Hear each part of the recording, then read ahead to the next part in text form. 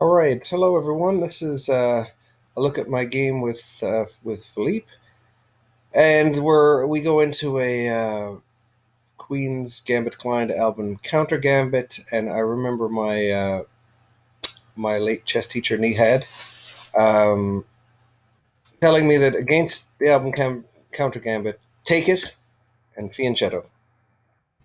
So that's what I did, um, and things are looking okay for me in this line, and he's castled queenside, and he plays this big "Don't you dare castle." And what do? I give it a go.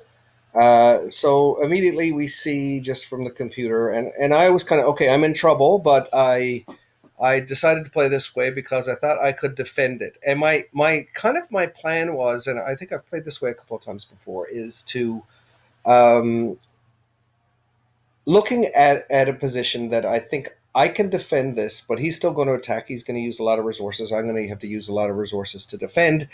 And the idea is I'm going to try to maneuver it so that I use less resources to defend it than he uses to attack. And of course, what does that mean? That means that there's an imbalance of resources, so possibly over on the queen side. That was uh, a very kind of uh, not a concrete plan, but it was just very fantasy. but again, going on something. So he plays it again, and of course I take it, and black is looking good. I'm up 2 pawns, but the computer is reading at about a +1 for black. So now this move here was really good.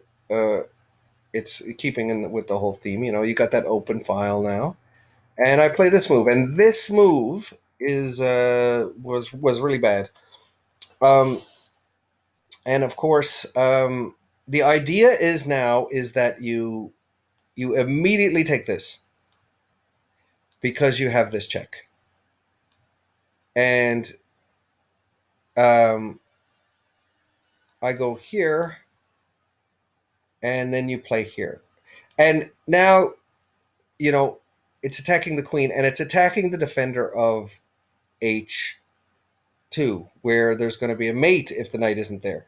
So the only move that I have, uh, well, actually, I can develop the knight, but a computer likes this. I probably would have done this one as well.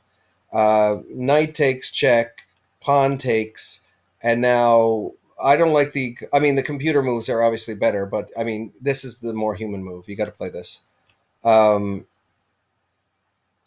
and you play here, and now I mean, black is doing really well. There's ideas of you wanting to get a rook here, right? So that's either putting the knight, putting this rook here, or bringing this rook here and placing it over here. Let's say so. Look at this one: rook h6, um, king e2, and then rook e6. So it's just a lot going on here, and of course, oh, look at this tasty move here. Um, you can't take back here because of the pin, and yeah. So yeah, there's not. It's kind of like lights out for white, but in the game that was missed, and it just shows that in these are some of the situations you got to look for. So this was the chance to play this bishop takes g2, and he played the knight h6 instead, which puts it at even. So I mean, the game's not over. I mean, it's still lots of fight left in this. And my idea, castling in the first place, my idea was as um, I was going to get the rook out of there so I could put my queenside knight into f1 to just have a real good defense on pawn on h2. Now this move here, it was a I thought